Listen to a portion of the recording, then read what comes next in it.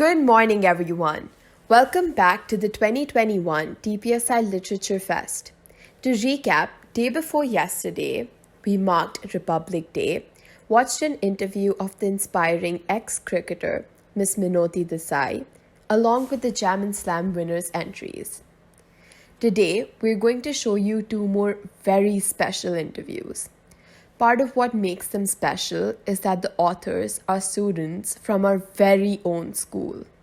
To end our DPSI Lit Fest Journey 2021, we have a fun and entertaining segment by Aradhya Bhagat and Naisha Dahiya. Now let's welcome our interviews with our talented in-house student authors. They are Simer Vogel, our very own school president, and Ishan Seti, our former cultural secretary. Ishan Seti was attracted to literature from a very early age. He's a voracious reader and extremely interested in New Age writing. He published his first short story in grade 5. His current piece of writing, Humane, is his first formal publication. Good afternoon, Ishan. Thank you so much for agreeing to let us know more about your journey as a student author. For those of you who aren't acquainted with his literary work, Humane is a collection of poetry divided into 12 sections, according to the months of the year. The book explores the redefinition of the social standard that is masculinity.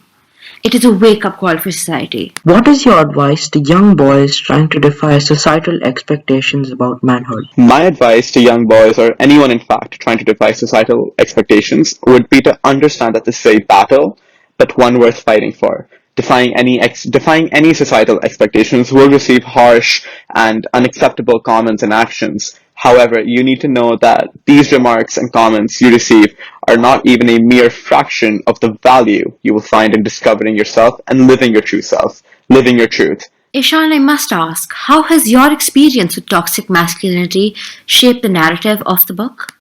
As a young child, I've always felt bound with what I was allowed to wear, what I was allowed to enjoy, and a part of me always never really felt complete. I never really felt that I got to live out all of my choices.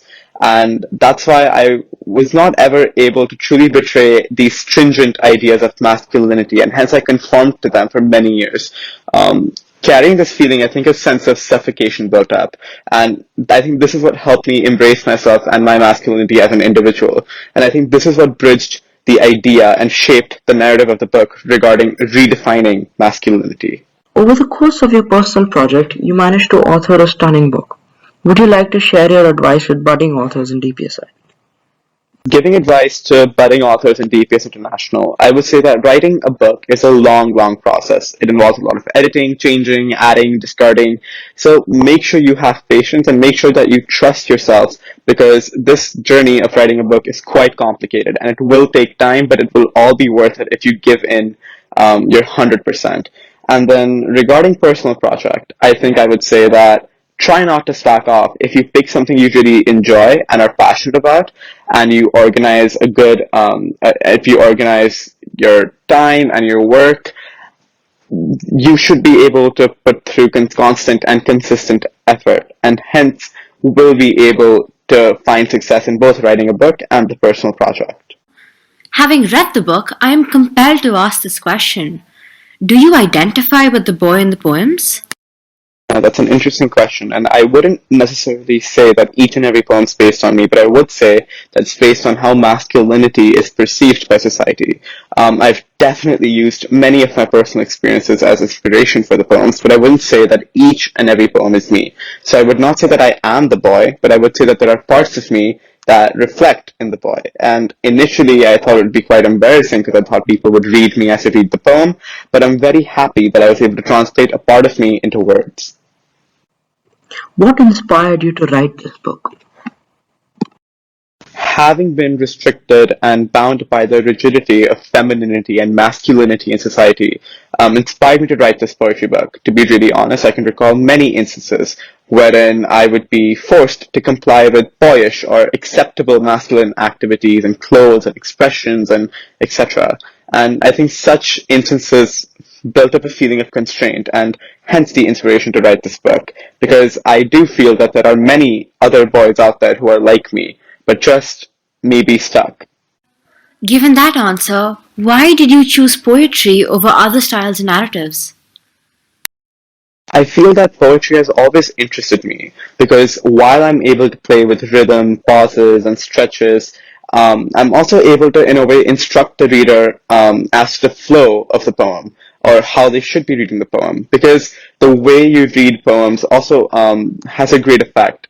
The pauses and the silence holds a lot of meaning in poetry altogether. The sensitivity seen in this book has clearly come from a perceptive and intelligent mind like yours. It was a pleasure getting to know more about you and your journey. Thank you for taking time out of your busy schedule. We are certain that you have inspired many of the DPSI community. Simer Vogel is a 16-year-old artist and author. She shares her art for her followers to view, reflect, and enjoy on Instagram.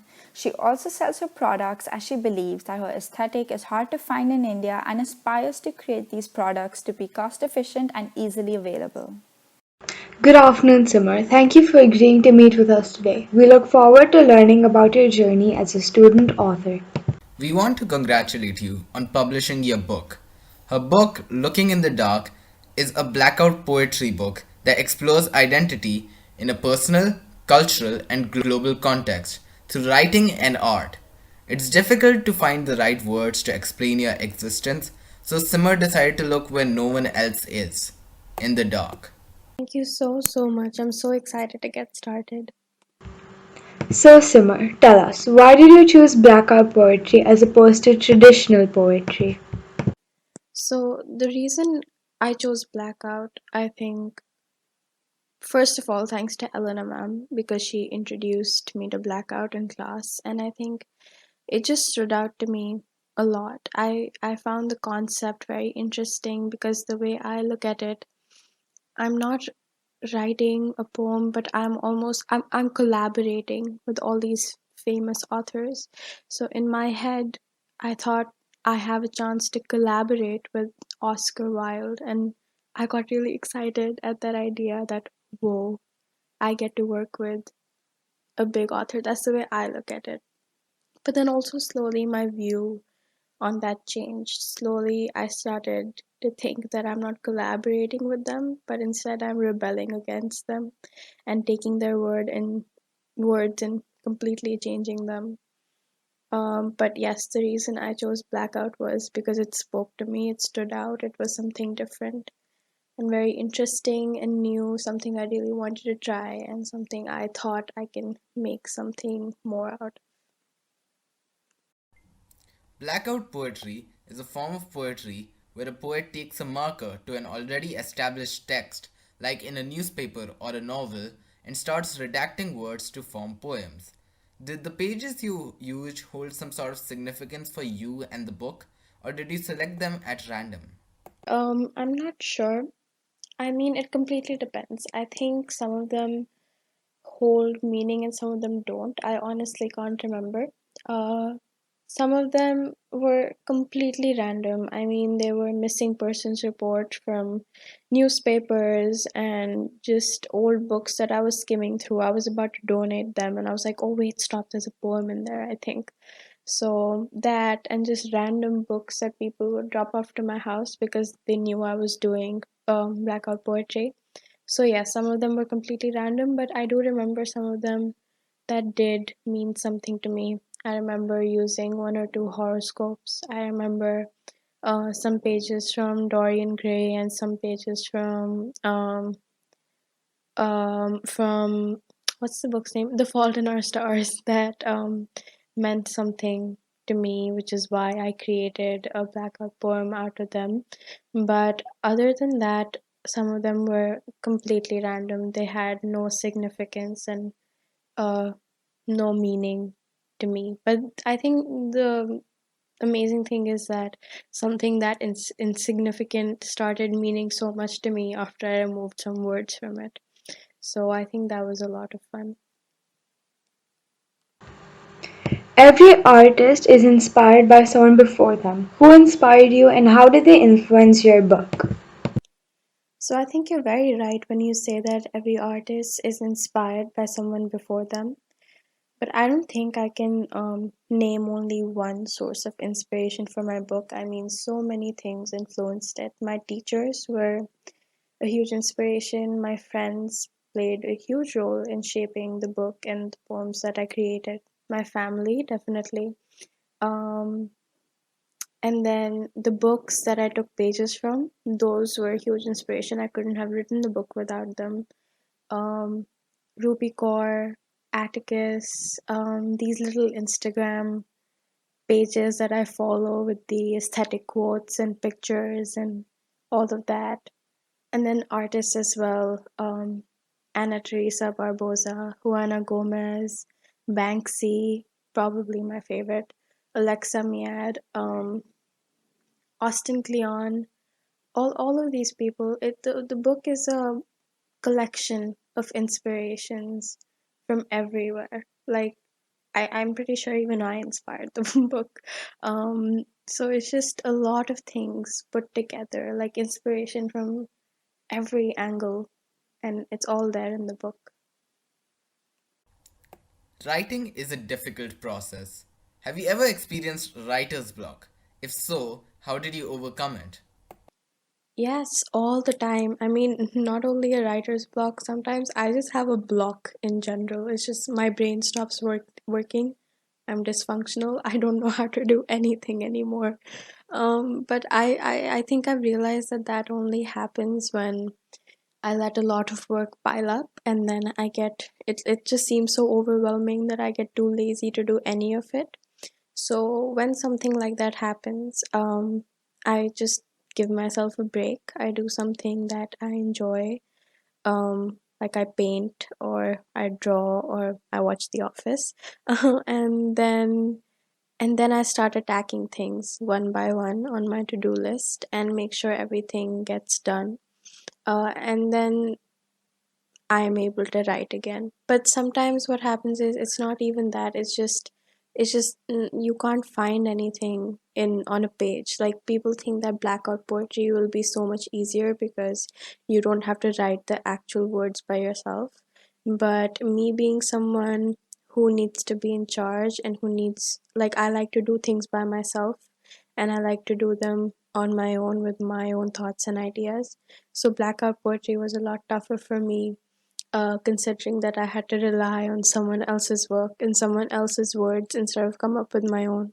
So writer's block was very common for me, but I just let it be and I waited for it to come to me because you can't rush art, people say. So yes, that happened, and then when inspiration struck, then I was on a roll. Then I could write 5 to 6 blackout poems a day. But sometimes when I was stuck, I just left it there and I didn't force it. Thank you so much for all your wonderful insights. We are sure that your journey is an inspiration to all of our fellow students in the DPSI community. Thank you so much, Sati, and thank you so much, Shashwat, and thank you so much, everyone listening today. That was awe inspiring. We hope that this helps a lot of you budding authors understand the journey of writing a book. Special thanks to Agastya Makkar, Ahana Verma, Stuti Chaube, and Shashwat Joglekar for volunteering to be our interviewers. Please note that the word cloud that was shown in the thumbnail before the fest started will be shared with all of you later. This word cloud was based on the book that inspired you that we hope most of you filled. Do check it out for inspiration. We'll also be sharing the final Padlet link with you consisting of all the movies that you yourself recommended. They consist of a variety of genres for different ages and for different moods. This year has certainly provoked the importance of good film. Check it out to plan your next Friday movie night. To end this assembly, we welcome Naisha and Aradhya who are conducting a special segment. The stage is yours.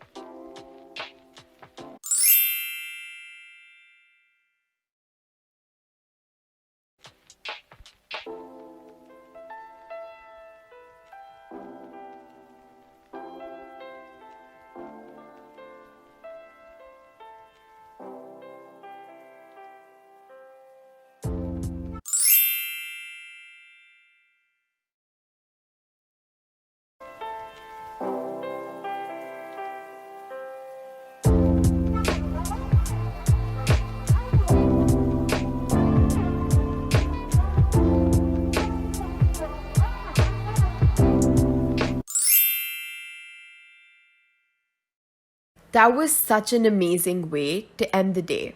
Now, we hand over the virtual mic to our school captain, Bhavika Malik, to deliver the vote of thanks and conclude the very first Literature Fest at DPSI. This concludes the Literary Fest. You have all been a wonderful audience. Thank you to our English department for their hard work and dedication to this project, especially Miss Karuna, Miss Kanika, Miss Seema, and Miss Reema. Their guidance has steered this event to success. We are grateful to Miss Minoti Desai for giving us a glimpse into her awe-inspiring life, and we are sure that her journey has been a motivation to everyone. In addition, I must mention a great sense of appreciation for Ishan and Sima for sharing their craft with the rest of us. I am certain that the budding authors of DPSI will leave this event motivated to pursue their dreams. Furthermore, I wish to express my gratitude for the house captains, sports captains, and the Beats interview team for their contributions.